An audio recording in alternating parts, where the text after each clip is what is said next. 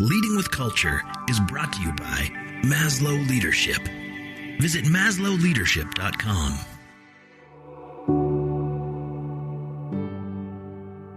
Enver Erkan has been the country manager and managing director for Pfizer Netherlands since September 2020. He is also vice chair and board member of Pharma Trade Association VIG, board member of AmCham Netherlands, and director of Pfizer holding companies in the Netherlands. Previously, Enver was the country manager for Pfizer Singapore, and before that, he worked for Pfizer's European teams, Pfizer UK and Pfizer Turkey. Enver is originally from Turkey and holds a degree in industrial engineering from Boğaziçi University in Istanbul. And now, it's time to talk about how to lead with culture in the post-COVID era. Wonderful. Hello, Enver. Hi, how are you?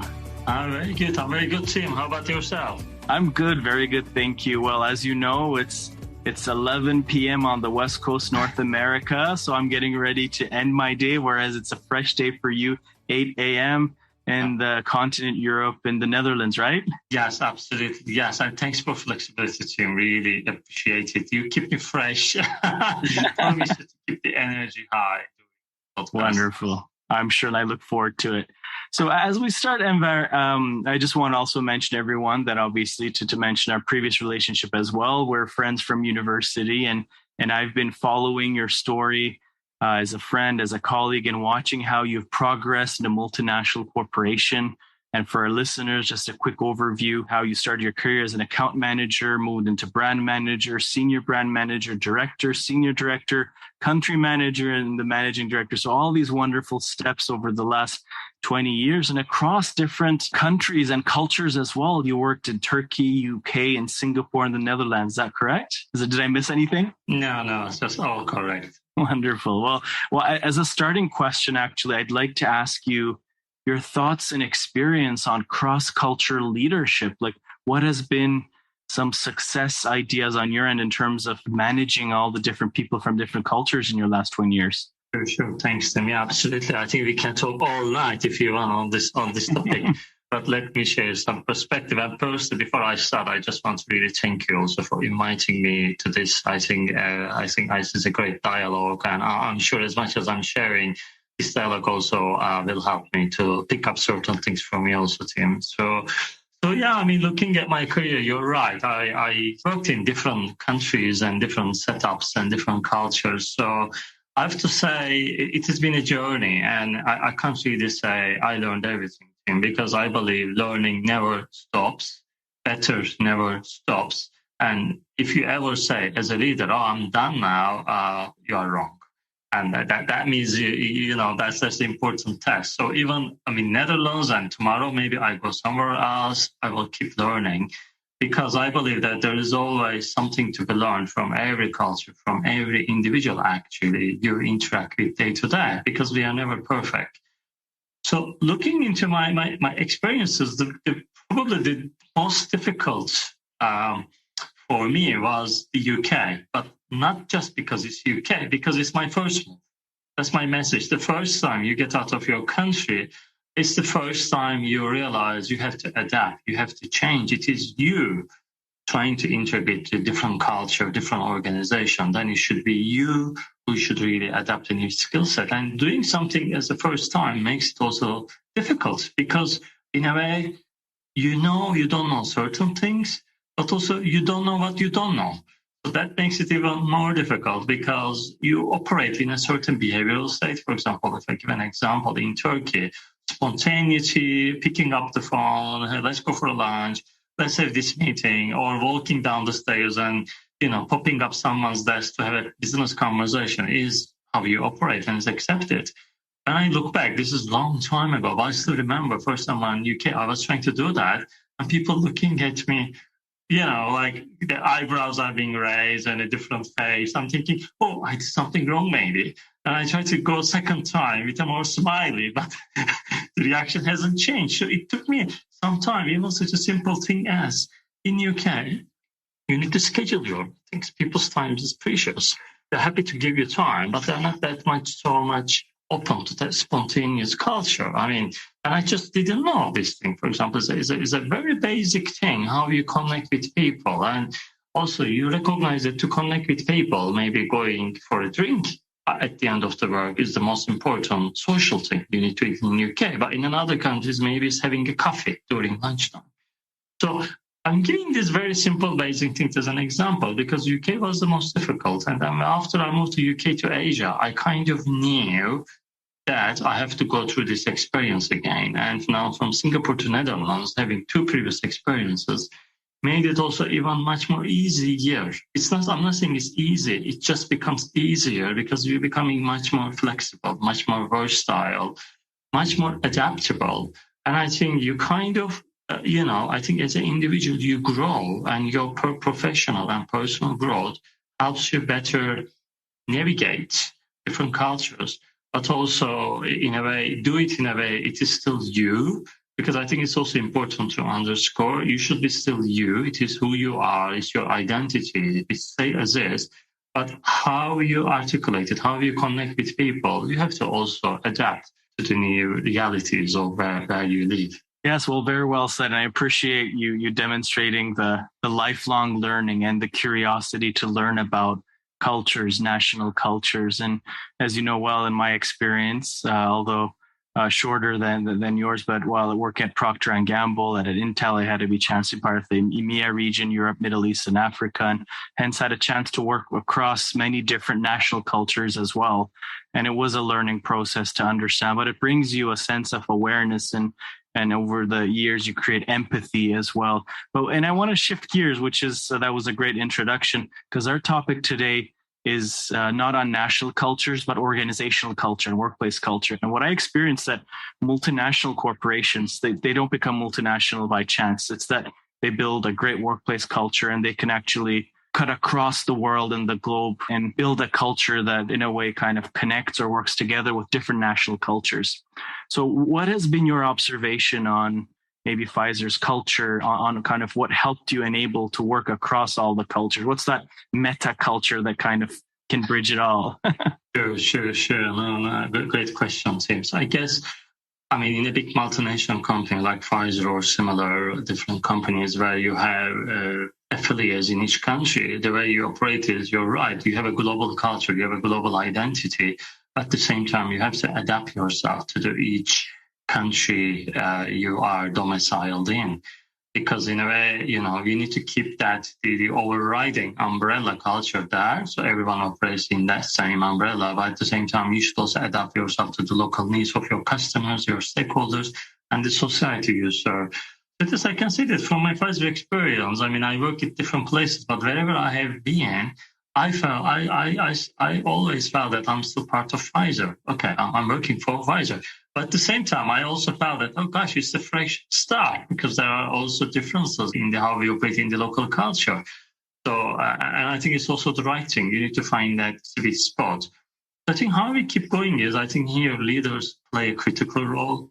That's something I think I became much more aware of. For example, when I went to Singapore as a managing director of Pfizer, all the Singapore organization looks upon you, because for them, you are the leader.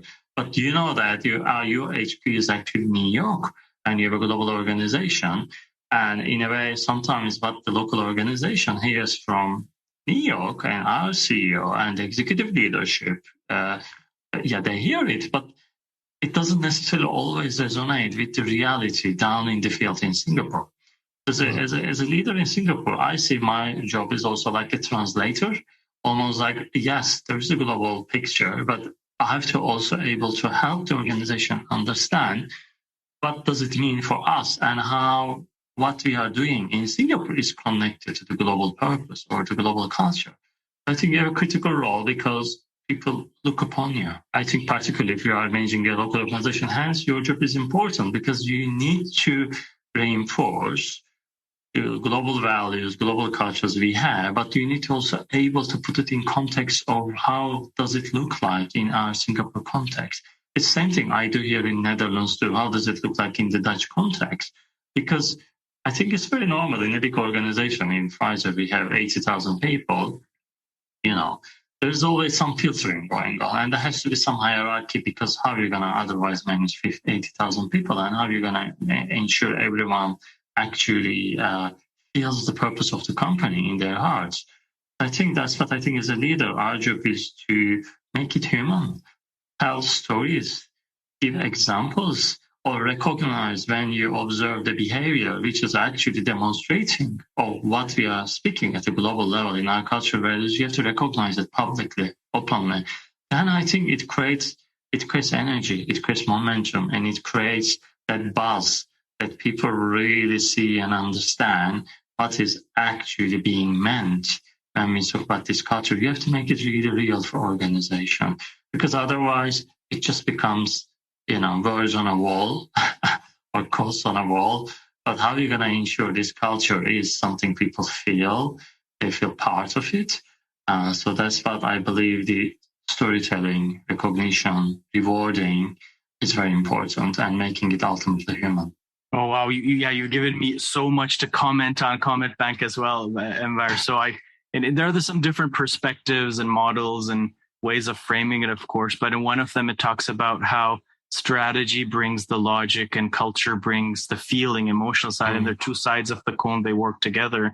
And I'm hearing you acknowledging that feeling, the narrative, the story, the humanizing side, as you said, the humanness, which very much aligns with our a message of the work we do and what we're advocating and pioneering as well. So thank you for sharing that. You're also reminding me of the idea of a global culture and local or subcultures, which in a multinational could be countries, but even within a country, the culture of manufacturing is different than the head office or the sales team in the field, but they share values, but there's interpretation of the values. How would sales apply? How would marketing, how does manufacturing apply? Any thoughts about that? Like this cascading of values? No, I mean, I can say it's public. I mean, yes, let me a little bit give some Pfizer example here. We have 4 values: courage, excellence, equity, and joy. And under each value, we have some sub-elements. Like courage is innovation, but also speaking up. Excellence is, of course, not only doing a great job, but also measuring and the metric oriented. And equity is about not only D&I, but also helping, because we are in healthcare, unprivileged societies, how they can access medicine. And joy is recognition and having fun. I think, these are I think, the key aspects. So how you demonstrate in a setting, of course, changes. I mean, in manufacturing setting, you can still be having the courageous approach. You may come with an innovative mindset. But I think in a way, it is the same thing you can apply in sales, the way you present, or in marketing, the way you actually design your value proposition. I think the fundamentals stay the same. It is about applying it in the job you are. And it's not just even in sales and marketing. I would even go even further depth. You could be administrative professional, executive assistant in the commercial organization versus you call maybe more a technical element, or you could be in the HR or in finance.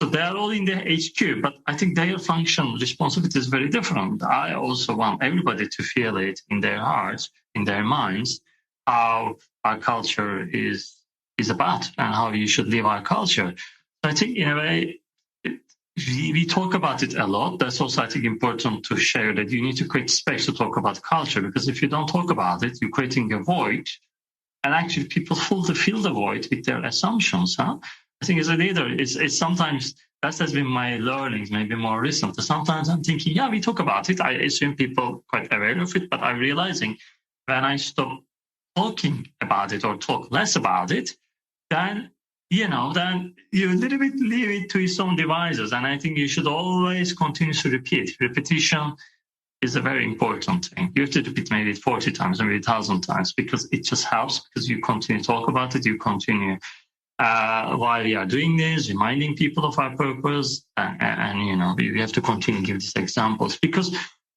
Tim, I mean, the culture doesn't happen in 1 month or 6 months. It takes years. That's also my other learning was that's why repetition is important, because when you have new people coming into the organization, they don't know anything. So by repeating, you're actually ensuring all the new joiners still hear the same messages. The job is not over. You have to almost repeat it over and over. Maybe it takes years to reach that culture. And at the same time, the other perspective is I always talk about positives. you should also, as a leader, talk about or deal with situations where you observe behaviors which may not necessarily reflective of your culture. So how you behave in that situations is also as important as how you behave in the positive situations.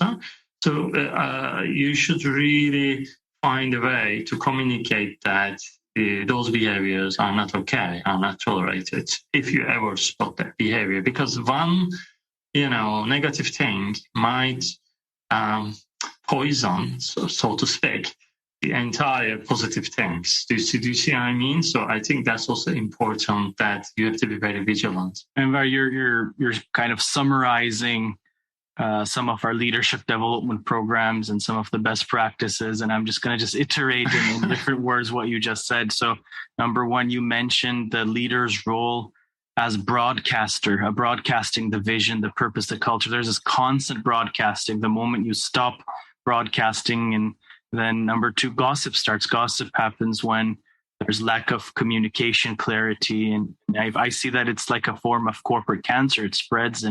But when there's broadcasting of corporate North Star, then you prevent that. And lastly, you were kind of mentioning the positive negative balance, but a sense of equanimity of the leader on how to manage that. So yes, wonderful. Great insights and introductions to our conversation as we keep getting deeper and deeper. Thank you. Thank you for listening to our podcast, Leading with Culture. I wanted to share what we do at Maslow Leadership in a minute. Many leaders are expected to manage culture, but are not equipped to lead with culture. At Maslow, we provide culture analytics, culture training, and coaching on how to lead with culture. In other words, we provide research and data-driven culture and leadership transformation. Our corporate programs include research in the design, where we measure the pre and post impact of our leadership and coaching programs. We have 3 pillars of our work. Number 1, culture transformation.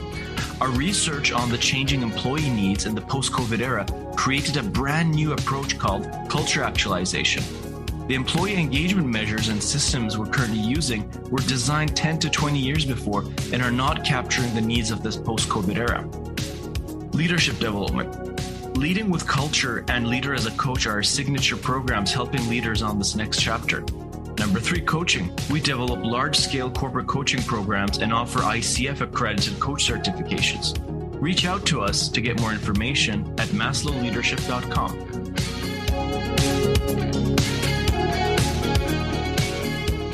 So we're now shifting gears in gear 3 now, and we're moving into our main topic. And I'm going to just peek here because we're going to talk about the Great Resignation, which has been the post-COVID era with the different names. I was looking at what were different names coined of this term, and I found the Great Reset, the Great Reshuffle, the Great Realization, the Great Reimagination.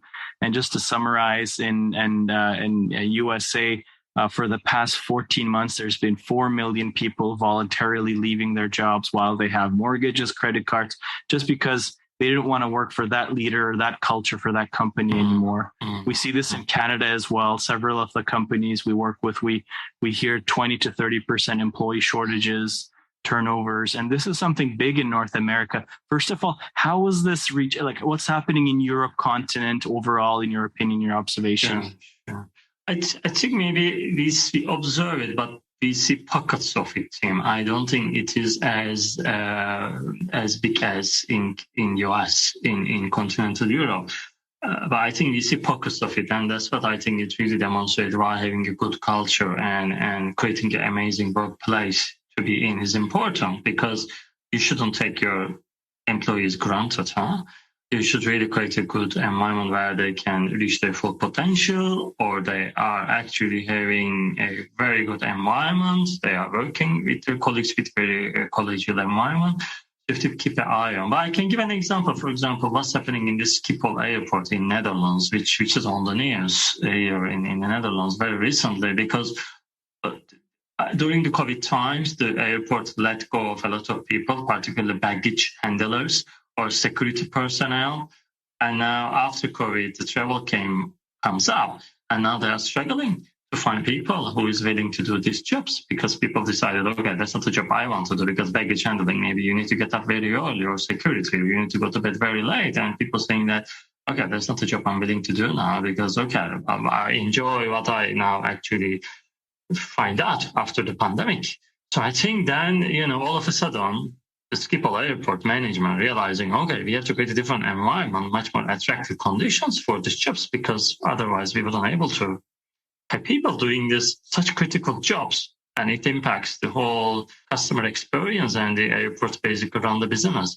So I think it's a more recognition that everybody has a role to play, whatever the job you are doing, whether down at the floor level or whether the executive job, you have to be really appreciating everybody's contribution to what they bring to the table. People want to feel appreciated. People want to feel recognized. People want to feel empowered, and they feel like they're achieving. So if you don't have a culture where people can't come up with new ideas or it is very top down, I'm not sure it's a good culture. I'm not sure it is a culture where people feel that they can be themselves and they can really bring their value. So I think, even if we may sometimes see certain jobs like 9 to 5, like baggage handling or security, but you have to think about what gives joy making this job and how can I create this more joyful environment and satisfaction from those, workers taking this type of jobs. So I think that puts a bigger challenge for businesses, for employers.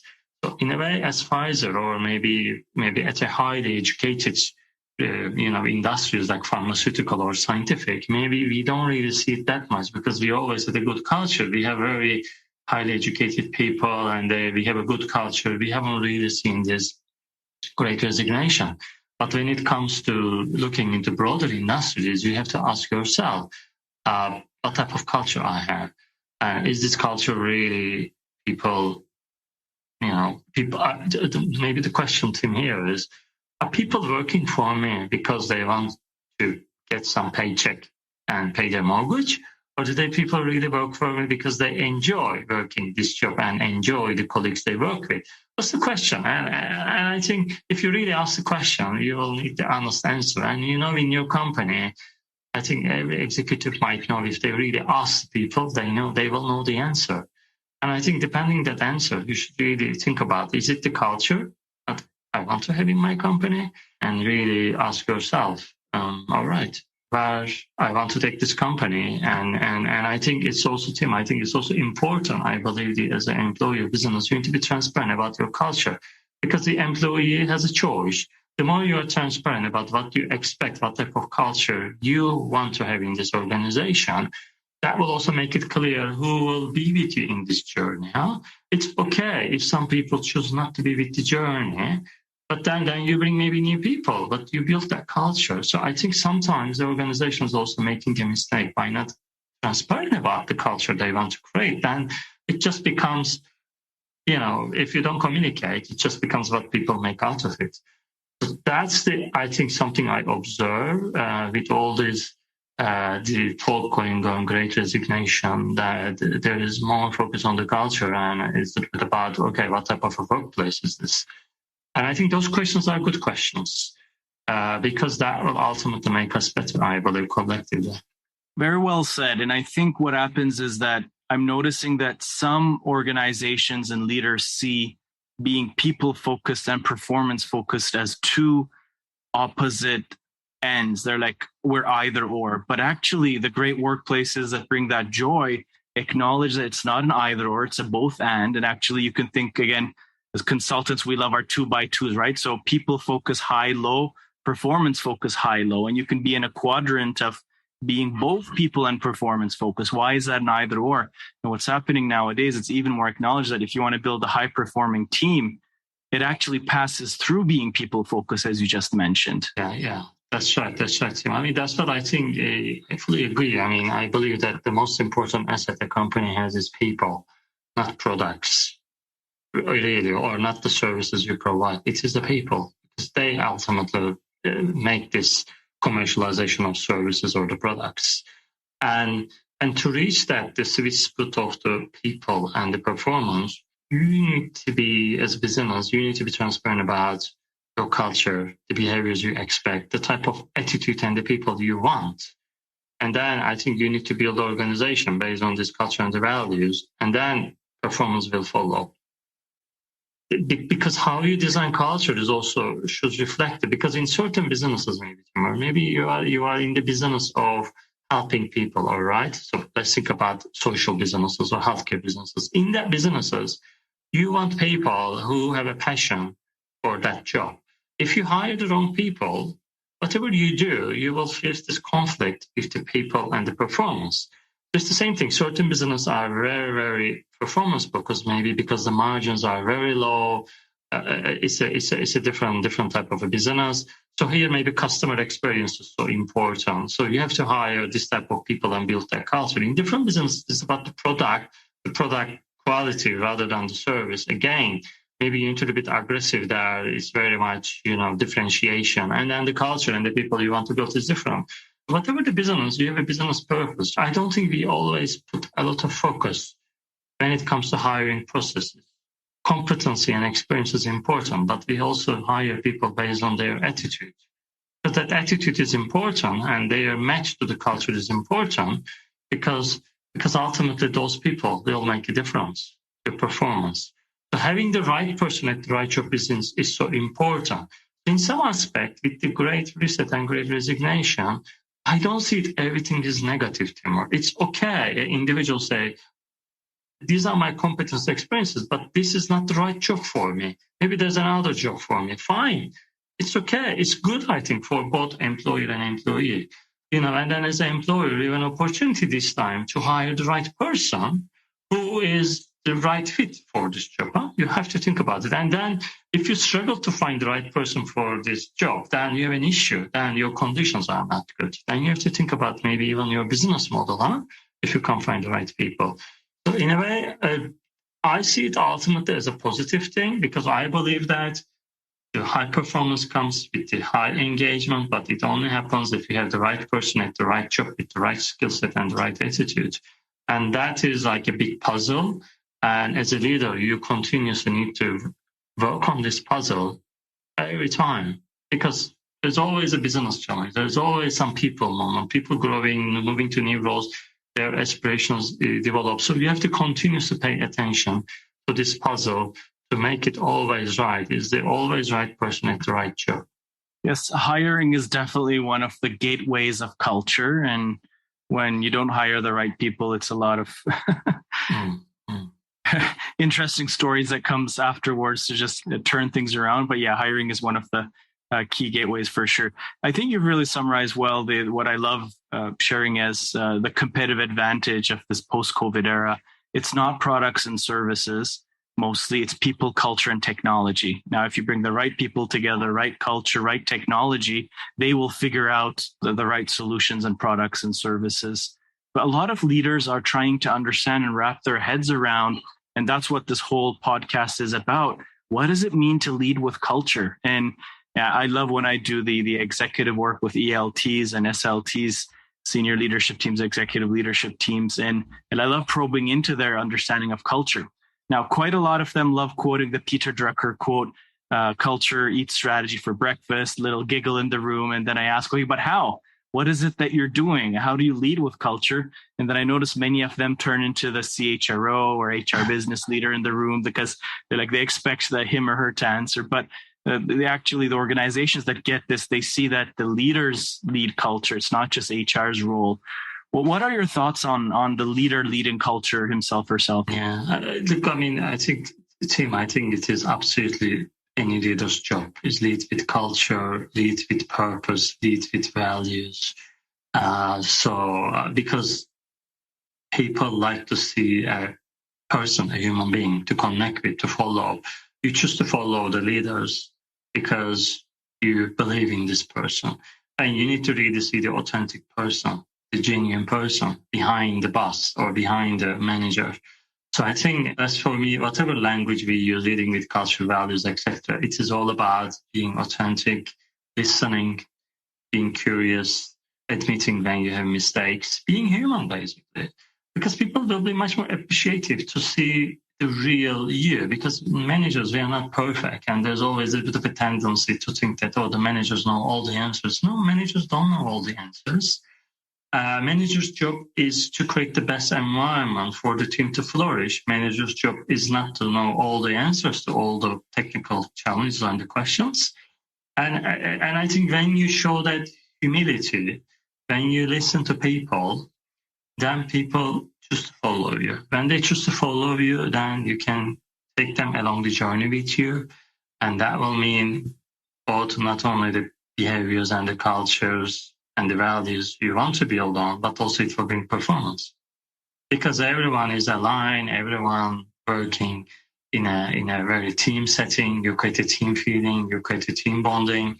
And that's kind of, I think, how it comes together. I think the way I see is you need to also create a psychological safe environment so that people can be who they are. They can bring their best to work.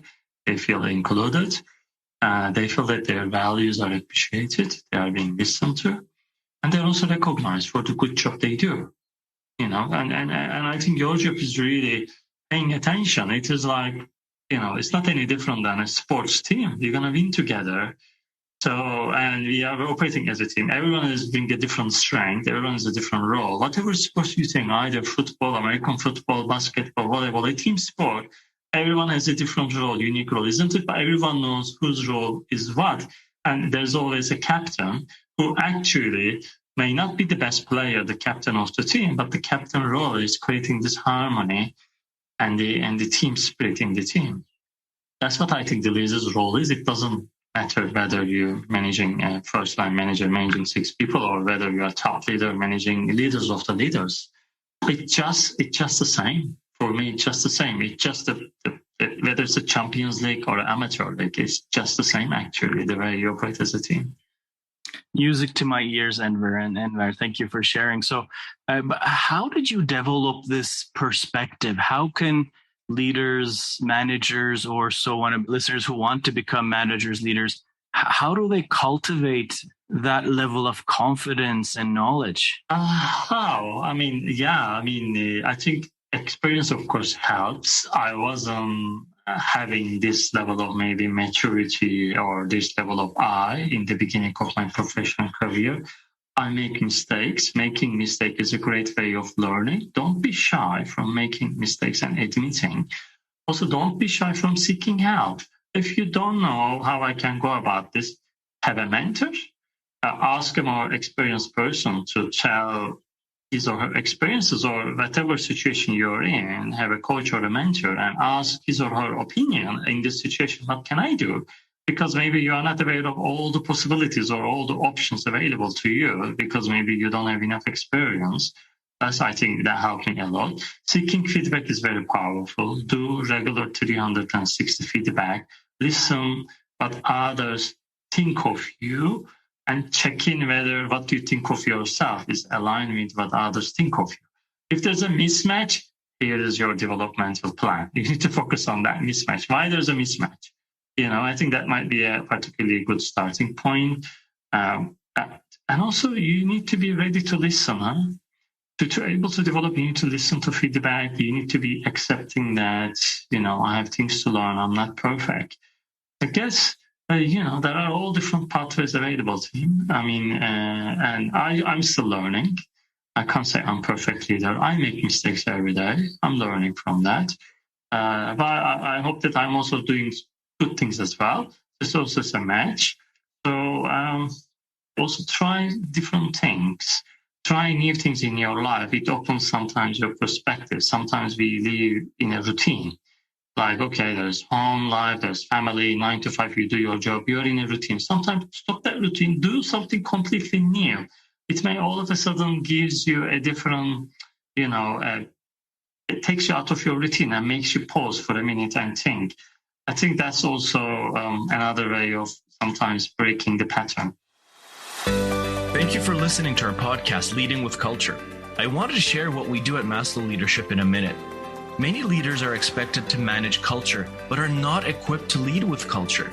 At Maslow, we provide culture analytics, culture training, and coaching on how to lead with culture. In other words, we provide research and data-driven culture and leadership transformation. Our corporate programs include research in the design, where we measure the pre and post impact of our leadership and coaching programs. We have 3 pillars of our work. Number 1, culture transformation. Our research on the changing employee needs in the post-COVID era created a brand new approach called culture actualization. The employee engagement measures and systems we're currently using were designed 10 to 20 years before and are not capturing the needs of this post-COVID era. Leadership development. Leading with Culture and Leader as a Coach are our signature programs helping leaders on this next chapter. Number 3, coaching. We develop large-scale corporate coaching programs and offer ICF-accredited coach certifications. Reach out to us to get more information at maslowleadership.com. Wonderful. Well, in our last 5 minutes, I want to connect the dots a bit. And what I want to talk about is in terms of culture, which is the main topic today. The main paradigm on culture is values, behaviors, and how that cascades and how leaders role model that. But actually, our research on the changing employee needs in the COVID era pinpoints to focusing on employee experience. And the research we did reveals what employees' needs in the post-COVID era in terms of some basic needs, some psychological needs, and some growth needs. So you gave several examples of those. But I just want to talk about that shift that, yes, we need the culture North Star, the purpose, the values, the behaviors, that's key. But then the idea of employee experience, as you mentioned, listening to people, appreciating people, including them, helping them grow. That's a lot about human needs in the workplace, employee needs, or employee experience in simpler terms. What are your thoughts on this post-COVID hybrid work dynamics on what do employees need? Would you like to reiterate again some of your thoughts? Yeah, sure. Thanks, Tim. I think I will say the biggest need became empowerment. If I summarize with one word, empowerment, and it has multiple things in it.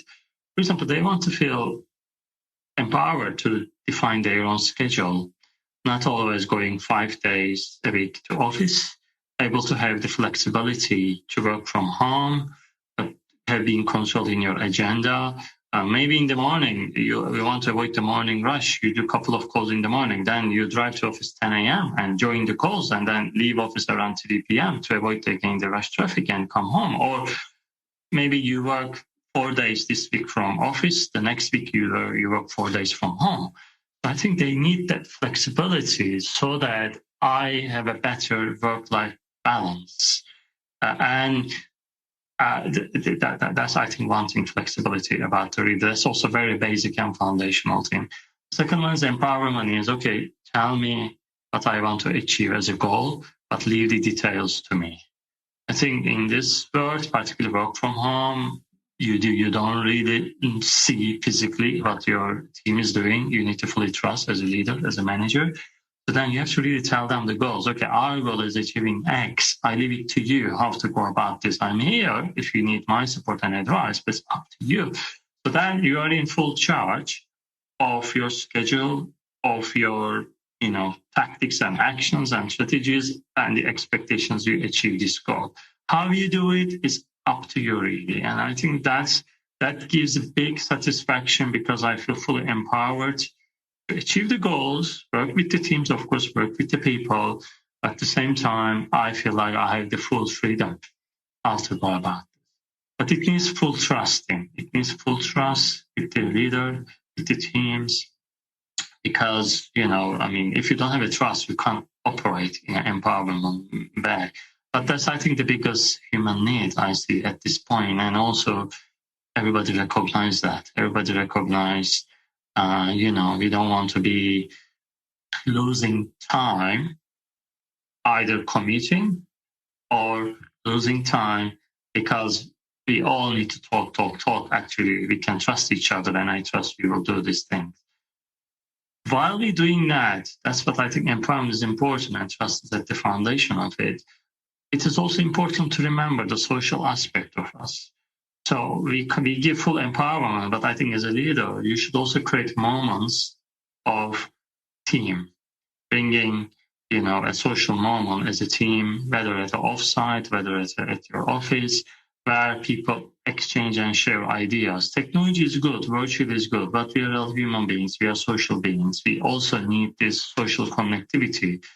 So that, as a leader, you have to think about what are the moments in a given year I'm creating this social connectivity. Because unless you put an active role, there's also a danger people become too virtual and a little bit losing this social bonding. That's also important too. And that requires a more, I think, a conscious effort to achieve that in this new, what you call hybrid world.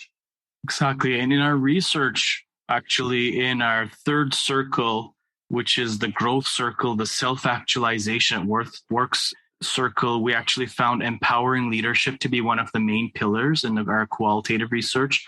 Leaders that can empower their people, bring the team up to that self-actualization. And then you went down to the next circle. The second circle is psychological needs, which belonging is part of that. Mm. And the pillars we found is social connections, inclusion and collaboration. So that sense of how do we work together as a team virtually, but also in person. So it was nice to see you kind of naturally mention some of our research findings. And there's one level down, the basic needs. So just being sure that the values of the company are in a place of self-actualization. When basic needs and psychological needs are met, that's when those values are can be embodied. And that was a great reminder. So thank you so much. Enver, I'm thinking of renaming this podcast The Great Reminders, maybe. The Great Reminders of the Post-COVID era. Thank you so much for great reminders on leadership and culture. It was such a pleasure talking to you. Is there anything else you'd like to share before leaving? No. I mean, thanks, Tim. I really enjoyed this conversation. I mean, I feel like we can talk hours and hours. So I think maybe the last thing for the listeners is to also realize that, look, I mean, I started with this, I want to end with this. Learning never stops. Being a better leader, leading with culture, these aspects, never think that you have done it. It never stops. And it needs continuous curiosity, continuous listening. That's, I think, is very important at this age, particularly we live in, everything is very fluid, everything constantly changing. It means leadership needs to constantly change and evolve. That's also the final message I want to leave everyone with. Well, I'm very happy that we had a chance to demonstrate what it means to be a people-focused leader and leading with culture. So it was really a pleasure hosting you. Thank you for joining Leading with Culture. And I look forward to continuing our conversations offline. Thank you so much. Absolutely. Thanks, Tim.